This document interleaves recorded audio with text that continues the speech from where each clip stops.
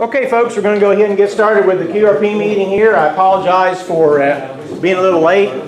Brad and I got here at 6:30 with the idea that we'd have plenty of time to get everything going for the QRP meeting and for the bars meeting.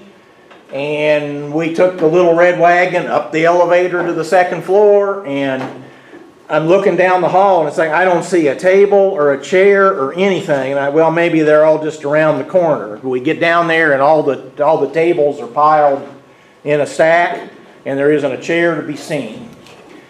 So starting in here, starting with you, sir, we'll have everybody. Well, see, looks like Bruce is going to sit here, so Bruce is going to sit right there. Okay, very good. So we'll still start with you. Your first name and call. Randy, KM4 KPY. KM4 KPY. Okay, I'm going to write these down as I go, which is going to further slow things down. But go ahead, Bruce. Bruce, KM4 EHU. James, W89MED. AI4SR. Andrew, KF4LEP. Hang on just a sec, Brad. KF4 what? KF4OWP. Okay, I should know that, but now, Brad, go ahead. Brad, WA4HPM. Bill, F4LG. David, KG4JDY. KG4JDY. Yeah, I should have remembered that from, let's see, N4LG. David, okay. Sean, Sean, K4PSP. Loretta. Just Loretta. Mm-hmm. Roger, KJ4YSY. Bill, N4DIT. Yep, your turn, JB. JB, WA4WWH. Okay, we got everybody then, except for me. And I'm Chris, KU4A. Did you all watch yourselves in high definition after the last meeting? Nobody? Okay, well. You're in high definition on YouTube. Okay, the first thing I want to do is talk about, I put a notice out in the Yahoo group about possible change to the way that we do the luncheons. Did anybody go to the April luncheon? Okay. Something that occurred to me would be the possibility of, instead of scheduling a luncheon, almost a month in advance, when nobody knows if they're going to be traveling or sick or something else, like my girlfriend broke her ankle. She's laid up for 6 weeks. So, earlier last week I was taking lunch to her every day. What I had suggested was that we might just do it on the spur of a moment. A couple people get together and say, well, are you going to be here this week? And the other one says, yeah. And so the first guy says, okay, so am I. Let's go out to lunch. Nobody posted in the Yahoo group one way or the other about that. Would any of you care to make a comment one way or the other about leaving it the old way, doing it spur of the moment, forgetting the whole thing? Anybody? Roger. Okay, I like it the way we've got it. I usually try to schedule my doctor's appointments and illnesses so that I can, for the luncheon. Okay. And I miss very, very few of them. It's just a pretty rare occasion. So it works out good for me. But so you think April was an outlier, that's not likely to ever happen again? I think that was just a fluke. Okay. Anybody else That's just my opinion. any of you that are interested in the luncheon have an opinion one way or the other on it? Well, I was leaning towards the change, but I tell you what, let's do, Roger, since you voted for it, let's just keep it that way. And if people continue to not show up, then we'll change it. I don't really have a strong feeling one way or the other about it, but you made some good points about just keeping it the way it is. So I'll get out my calendar and we'll decide what we're going to do for May. It's an odd numbered month, so we'll be at Frisch's, and so looks like the 19th or the 26th. The two Thursdays late in the month. I would like 19. You'd prefer the 19th, okay? I've got a lot going on, 26, 27, and 28. Okay. Uh, Okay. Does anybody who wants to go to the luncheon have a preference or a problem with either of those dates? Okay, well the 19th it is, and that'll be at Frisch's, 11:30 a.m. as usual. On Harrisburg Road. Harrisburg Road, yes sir. Okay, the next thing that I had on my list for today is the D4GPO and N4CVG are still planning on a field event, which would be at N4CVG's home QTH, which is a large tract of land in Clark County.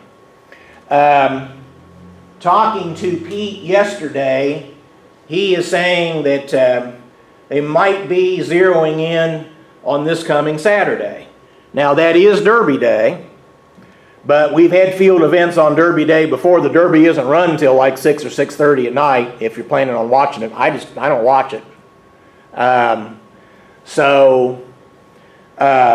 The long range forecasts look really good for Saturday. Now I haven't heard anything definite that that's what they're going to do, but I did want to point out that that's a distinct possibility. Because and as we get later in the week, I think we'll know what the weather's going to do. I mean, they probably have people full-time analyzing the weather for Derby Day. So just keep that in mind. Is that May 7th? May the 7th, yes sir. So keep that in the back of your mind, but it is not definite. Now something for show and tell here was one of the contacts. I mean, we'll be talking about the Frankfurt Field event, but one of the stations that I worked was a pedestrian mobile. I was really hoping Glenn would be here tonight to see this. W0RW, and he was at Red Rocks Canyon Park in Colorado, and he basically just printed a bunch of pictures, put the QSO information on the back, and just sent them out. So just pass that around. That was a contact that I made on 20 meter CW while we were out there. So that was April 23rd. That was an excellent field event that we had at Fort Hill in Frankfurt. David was there. You and Loretta were there. Did I miss anybody? No, I think there were a total of 6 stations at one time. And so, David, if you don't mind, just give us a brief overview of what you did, what equipment you used, who you worked, that kind of stuff. Well, for me, what I did was I did a small Wonders Lab, it's a little 20 meter radio right here. Just not real big. Brought it for show and tell. Awesome. Yep, and I did a little bit first with a jump starter, basically a battery in a box type of thing. And after I made a contact on that, it decided to be a little more challenging. And I used this little battery pack right here. It's just 8 AA's. Just hook that up to the radio. And I was able to make another contact with that. 8 AA's? Yep. And then, okay. so what I did with this is I just put it up in a tree, just made an inverted V antenna.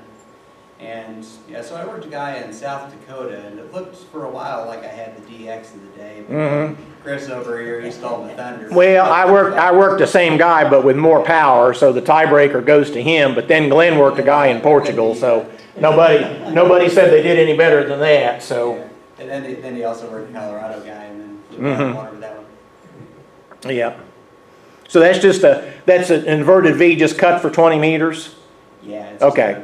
Well, it's basically the same antenna I'm using then, just that I put mine on a tripod and mast, whereas you just put yours up in the tree. So that's pretty cool. Yeah, the other thing I'll do from home too is I'll set up a bamboo stick and a piece of PVC and a big long cane pole, just kind of jerry rig something, and then I just hang it straight down, just almost like a vertical type of dipole thing. Okay. And weirdly enough, I tend to work a lot of like New England and the Canada area. Yeah, I yeah. tend to work most of it. A lot of hams there on the air, so. Good deal. Well, it was great to have you, and I hope you can join us more often. I realize you probably work during the week, and so those of us retired guys that go out, you have to wait for a weekend. But this one in Clark County will probably be a weekend if we don't have it this Saturday. So, okay, Roger, your turn. Tell us about what all you did out there. Okay, I was strictly 40 meters. Okay. I worked several parks on the air, and 2 of them was 5 waters. They was doing QRP also, Okay. and made quite a few contacts with the people in Ohio that was doing their antenna testing for their NVIS, yeah. For the near vertical antennas. I made quite a few contacts there. 40 meters was really good, and then just every few little bit of frequency there was somebody there. So there was all kinds of people you could make contact with. I didn't make any real long ones. I guess the best one I was some guy 5 watts that was on top of the mountain in Georgia. And I guess that was probably my farthest contact, but I don't normally go for distance.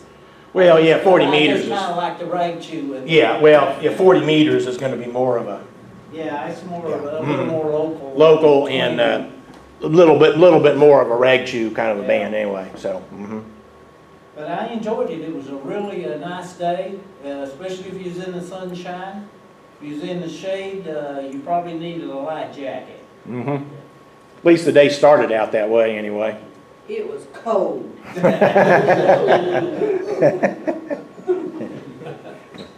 By the way, for those of you out there in TV land, this is not our usual meeting room. In case you're wondering, well, where are they? We're on the first floor rather than the second. So, okay. Either you fellas, anything else you can think of that you want to mention about that particular field event? Alrighty.